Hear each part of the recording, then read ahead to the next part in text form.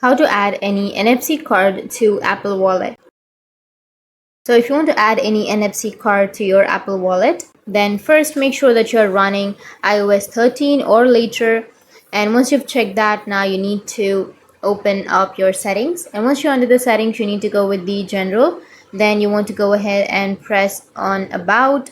And under your about, you will have your iOS version. So make sure that you're running iOS version 13 or above. Once you've done with that, now you need to open up your app store, and on your device you need to simply search for NFC tools. Once you search for NFC tools, it just got an orange icon, so just go ahead and download this onto your device. Once that's installed, what you can do is go ahead and open up the application, which looks like this. Then all you need to do is make sure you're close to the NFC card with the NFC tag, and just go ahead and press the orange re button at the top. Once you press onto it, it says ready to scan. So just approach the NFC.